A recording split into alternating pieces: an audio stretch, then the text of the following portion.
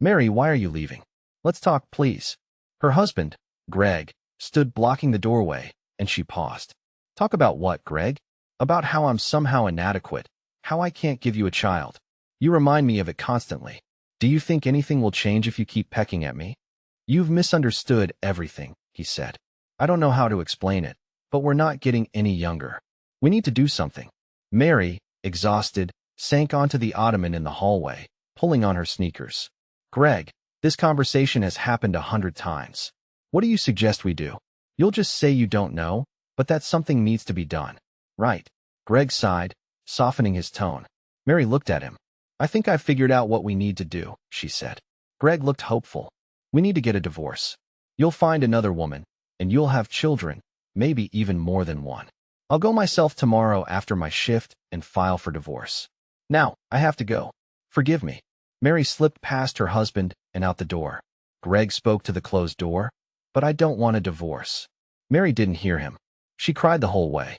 She couldn't have children, a fact she hadn't known when she married. She loved Greg, and their life together was good. But lately, the conversation always returned to children. On one hand, she understood her husband. But what could these talks possibly change?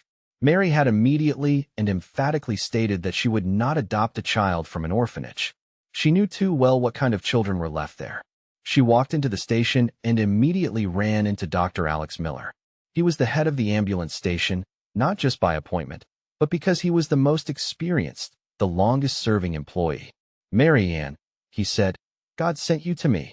Mary looked at him, startled. Dr. Miller, are you all right? You don't have a fever, do you? Very funny, Marian, he replied. Come on, follow me, March. Mary obediently entered his office. When do you get your diploma? He asked. In a month. Mary, we're in a desperate situation. Natalie Larson broke her arm. Oh, what a mess. One ambulance is without a paramedic. And what? You're practically a paramedic already, and you know a lot more than half of them do. I know it's not ideal, but you can go on some calls alone.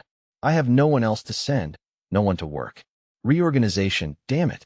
Sometimes we have one paramedic, sometimes we even have to send a nurse. Mary stared at him with wide eyes. Dr. Miller, do you even realize what will happen to all of us if someone finds out? Not all of us, me. And so what? What do you suggest? Leave people without help? Mary, just tell me, what should I do? We only have 5 ambulances, and only 3 are on duty today. 3. Do you understand? Because there's no one to work. Don't get so agitated, Dr. Miller, she said. But let's agree. You send me on something simple. You understand what could happen if something goes wrong. Mary, he reassured her. Don't worry, I'll control the calls myself. Thank you. Less than half an hour later, the tablet he'd given her crackled to life. Team 3, dispatched to Lopuki Village. Second house on the right. Unclear, but possibly high blood pressure. Very bad connection. The driver sighed. I've noticed if you don't wash the ambulance, they send us to wealthy, beautiful homes. But as soon as you wash it, it's always some backwater place. They drove for about 40 minutes. Still far? Mary asked. The driver shook his head. You'll know? No streetlights, no signs. Just potholes and bumps. That's the roads here. Oh, look, I think that's it. Mary squinted. Sure enough. In the twilight, a village appeared, and in front of it, a crooked sign reading Lopuki. Which house? Mary asked. Second one. Oh, look, it seems abandoned. Someone must have been joking then. Let's turn around. No, wait. We have to check. What if someone was just passing by inside, or something? I'm sure it's only tramps. A tramp is a person too. You know, Mary said. We need a flashlight. I'm with you. Do you think I'd let you go alone? You never listen to my constant grumbling. It's just my age. You know, we old folks are always dissatisfied with everything. Mary smiled. What are you talking about? You're not old at all. They entered the yard. If not for a thin path, the house would have looked completely abandoned. But the path led to a small porch. They climbed the rickety steps. The door was wide open. The driver swept his flashlight beam across the walls. No one here. Just as I thought. In the darkness, someone whimpered. Shine the light here. The driver directed the beam to the floor. There was a large basket. Kittens, maybe? Some joke. Mary stepped forward and pulled back the light fabric. Well, look at that. The driver came closer and whistled. Unbelievable. Mary took the basket to the ambulance. Under the good light, She examined the baby. A strong, well-cared-for boy, not more than a week old. She wrapped the baby up again. Imagine, there was even a bottle of water. In the basket lay a letter, or rather, a note. Please, don't send Johnny to an orphanage. I beg you, find him a family. Mary sighed. Lord, why does God give children to such people? Let's go. But the driver sat silently, looking at her. Mary raised her eyebrows in surprise. What? Oh, nothing. Don't you think this is a sign for you? Mary got angry. Of course, you couldn't hide a secret forever, but it seemed everyone in town knew about her problem. Where to? To the children's hospital? Where else? Mary picked up her phone. She needed to report to Dr. Miller so he could call the children's hospital. The boy began to whimper. It seemed he didn't like the bumpy ride at all. Mary picked him up. What's wrong, little grumbler? Are you hungry? Or do you just not like this? The baby instantly fell asleep, as if being held was perfectly comfortable for him. Mary spent the entire ride looking at his tiny face, so sweet, so beautiful. She didn't notice the driver glancing at her, but she was too preoccupied. At the children's hospital, the doctor reached out. Give me the baby. Mary held him tighter. How long will he stay with you? If he's all right, no more than a couple of weeks. After that, he'll be moved to an orphanage for official placement. Can I come and bring something? The doctor looked at her carefully, then said, Why would you want to do that? You can't visit every child. Well, if you want, come. The girls here are overwhelmed. The hospital is already full. We have 2 more wards for abandoned children. I'll come, Mary said. I'll come tomorrow, after I get some sleep after my shift. Mary got into the ambulance and remained silent the entire way back to the station. The driver was also quiet, as if giving her time to think. Deep in the night, she texted Greg. Can you come with me somewhere tomorrow, around 2? His reply came quickly. I'm not getting a divorce. Mary smiled. It's somewhere else. Her husband returned from work even earlier than she woke up. Mary quickly jumped up and started getting dressed. Greg, please don't ask anything, because I don't know or understand anything myself. Where are we going, at least? To the hospital.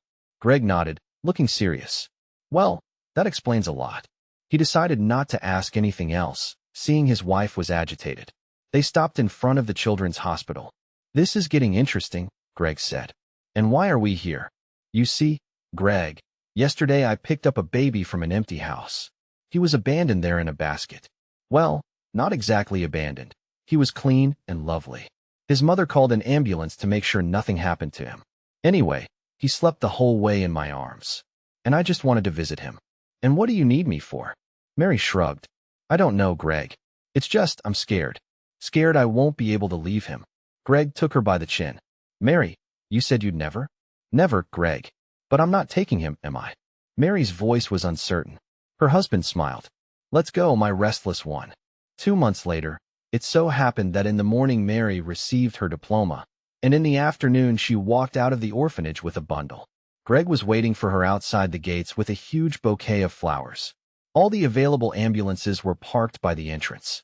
Dr. Alex Miller held a whole bunch of balloons and kept repeating, Can you believe it? Greg was beaming. Mary was unrecognizable.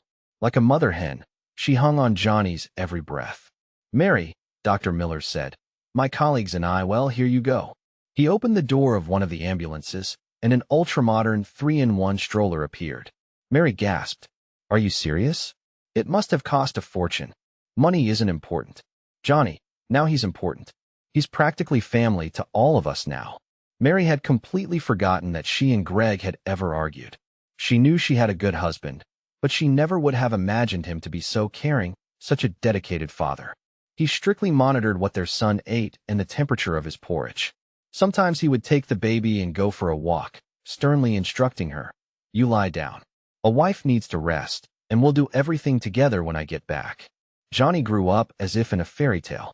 From the age of 1, they read him stories, played with him, and by 2 years old, he was a real boy with his own character, knowledge, and skills, and with a very strong love for his parents. Johnny never got sick. At first, Mary often dragged him to doctors. She was always afraid some congenital pathology would emerge. But the doctors started scolding her. Mommy, why do you keep bringing us a healthy child? Don't you see that those who are sick are here? Do you want him to catch some infection? No, Mary didn't want that. 2 years later, Greg's mother sent her back to work. Johnny is 2 now, and we can manage somehow. The boy is smart and obedient, and you should take day shifts for now. You studied so much, it would be a shame to waste it. Mary loved her son deeply, but she also loved her job, so she kissed her mother-in-law on both cheeks and headed to her station. During one of her shifts, a call came in. Mary had never been to that address before, and when she pulled up, her jaw dropped. She'd never seen houses like that. The homeowner's blood pressure was up. Nothing serious, just age. As Mary was about to leave, a little boy ran into the room. "Grandma, Grandma." The woman smiled, opening her arms. "Come here, grandson." Mary turned pale. "Doctor, are you feeling unwell?" Of course, she was unwell. It was her Johnny, or rather, his exact copy. "Please, sit down." The elderly woman looked at her intently. "You're staring at my grandson quite a lot." Mary wanted to pull out her phone and show a picture of her Johnny, but she stopped herself. "Forgive me, the boy is just so lovely." "Excuse me, are you feeling better?" "Yes, of course. I'm going to leave now. I've written down recommendations for you. Here, take them. But I think it's just a temporary spike. Maybe you were stressed." The woman sighed. "Yes, a little. Goodbye." Mary left and got into the ambulance. The driver looked at her carefully. "Everything all right?" It was the same driver she'd found Johnny with.